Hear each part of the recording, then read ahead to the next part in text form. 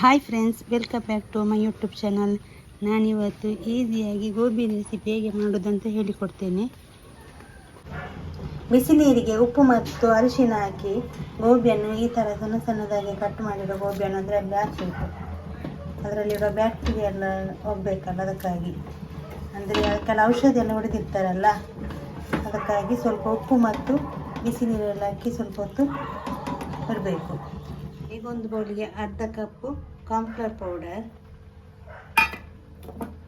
ಅರ್ಧ ಕಪ್ಪು ಮೈದಾ,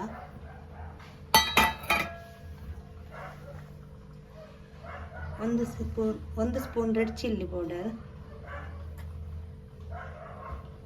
ಶುಂಠಿ ಬೆಳ್ಳುಳ್ಳಿ ಪೇಸ್ಟ್, 1 ಟೀ ಸ್ಪೂನ್ ಉಪ್ಪು, ಸ್ವಲ್ಪ ನೀರು ಹಾಕಿ ಮಿಕ್ಸ್ ಮಾಡಬೇಕು.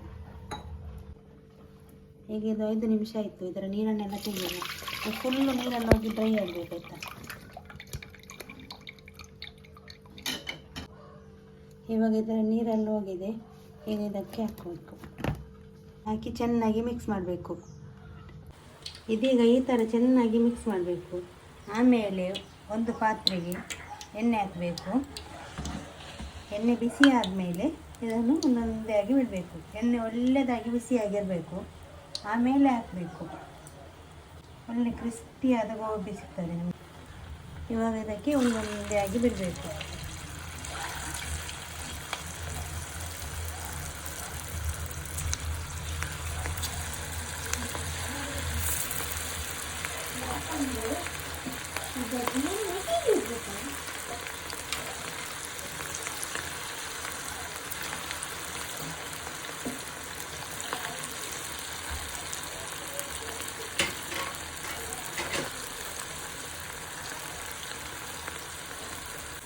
ಎಣ್ಣೆಗೆ ಹಾಕಿದ ತಕ್ಷಣವೇ ಮಗುಚಿ ಹಾಕಬಾರ್ದು, ಇಲ್ಲಾಂದರೆ ಅದರ ಕೋಟಿಂಗ್ ಎಲ್ಲ ಬಿಟ್ಟು ಹೋಗ್ತದೆ. ಸ್ವಲ್ಪ ಕಾದ ನಂತರ ಮಗುಚಿ ಹಾಕಬೇಕು.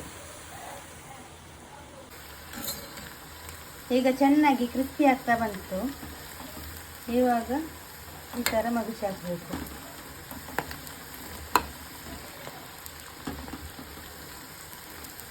ನೋಡಿ ಎಷ್ಟು ಚೆನ್ನಾಗಿ ಕೋಟಿಂಗ್ ಇಟ್ಕೊಂಡಿದೆ. ಮಸಾಲೆ ಎಲ್ಲ ಚೆನ್ನಾಗಿ ಫ್ರೈ ಆಗ್ತಾ ಉಂಟು. ಎಲ್ಲ ಕ್ರಿಸ್ಪಿ ಆಗಬೇಕು, ಆವಾಗಲೇ ಅದು ಗೋಬಿ ಒಳ್ಳೆಯದಾಗ್ತದೆ ತಿನ್ನಲಿಕ್ಕೆ. ಇವಾಗ ನೋಡಿ ಒಳ್ಳೆ ಕ್ರಿಸ್ಪಿಯಾಗಿ ಫ್ರೈ ಆಗಿದೆ. ಈಗ ಎಲ್ಲ ಹೀಗೆ ತೆಗೆದು ಒಂದು ಪಾತ್ರೆಯಲ್ಲಿ ಹಾಕಿದೆ.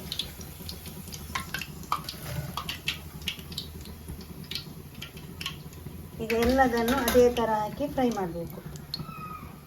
ಇವಾಗ ಒಂದು ಪಾತ್ರೆಗೆ 2 ಟೀ ಸ್ಪೂನಷ್ಟು ಆಯಿಲ್ ಹಾಕಬೇಕು. ಮತ್ತು ದೊಡ್ಡದಾಗಿ ಹಚ್ಚಿರುವ ಈರುಳ್ಳಿಯನ್ನು ಹಾಕಬೇಕು. ಜಾಸ್ತಿ ಫ್ರೈ ಮಾಡೋದು ಬೇಡ, ಸ್ವಲ್ಪ ಇದಾದರೆ ಸಾಕಾಯ್ತಾ. ಈರುಳ್ಳಿ ದೊಡ್ಡದಾಗಿ ಹಾಕಬೇಕು, ಆವಾಗ ತುಂಬ ಒಳ್ಳೆಯದಾಗ್ತದೆ ತಿನ್ನಲಿಕ್ಕೆ. ಸ್ವಲ್ಪ ಇದಾದರೆ ಸಾಕು.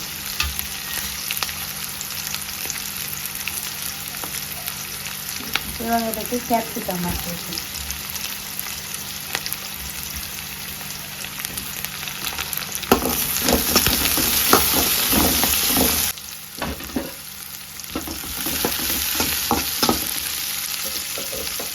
ಈಗ ಇದಕ್ಕೆ 1 ಸ್ಪೂನ್ ರೆಡ್ ಚಿಲ್ಲಿ ಹಾಕಬೇಕು.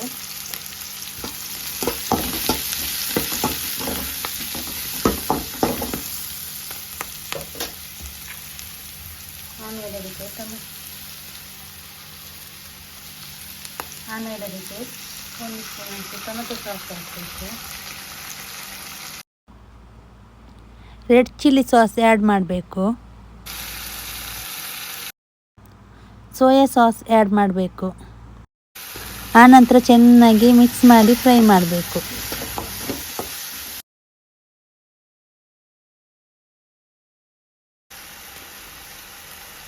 ಆಮೇಲೆ ರುಚಿಗೆ ತಕ್ಕಷ್ಟು ಹಾಕಬೇಕು.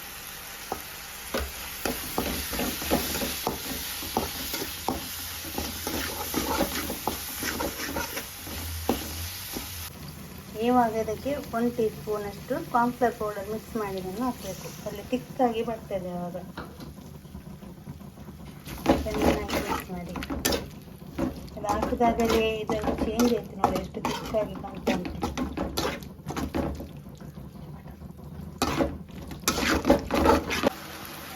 ಇವಾಗ ಇದಕ್ಕೆ ಗೋಬಿ ಫ್ರೈ ಮಾಡಿದ್ದನ್ನು ಹಾಕಬೇಕು. ಆಮೇಲೆ ಚೆನ್ನಾಗಿ ಮಿಕ್ಸ್ ಮಾಡಿ. ಚೈನೀಸ್ ಐಟಮ್ ಮಾಡುವಾಗ ಯಾವಾಗಲೂ ಬೆಂಕಿಯನ್ನು ಫಾಸ್ಟಲ್ಲಿ ಇಟ್ಟು ಮಾಡಬೇಕು, ಆವಾಗಲೇ ಅದು ಟೇಸ್ಟ್ ಬರ್ತದೆ. ಈಗ ನೋಡಿ ಎಷ್ಟು ಚೆಂದ ಕಾಣ್ತಾ ಉಂಟಲ್ಲ, ವಾವ್, ಎಷ್ಟು ಸೂಪರಾಗಿ ಕಾಣ್ತಾ ಉಂಟು.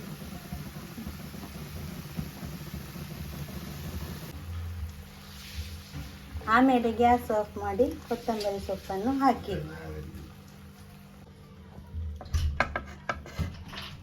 ಇನ್ನು ಯಾರೆಲ್ಲ ನನ್ನ ಚಾನಲನ್ನು ಸಬ್ಸ್ಕ್ರೈಬ್ ಮಾಡಿಲ್ಲ, ಪ್ಲೀಸ್ ಸಬ್ಸ್ಕ್ರೈಬ್ ಮಾಡಿ, ಲೈಕ್ ಮಾಡಿ, ಶೇರ್ ಮಾಡಿ, ಕಮೆಂಟ್ ಮಾಡಿ, ಪ್ಲೀಸ್ ಸಪೋರ್ಟ್ ಮಾಡಿ. Thank you.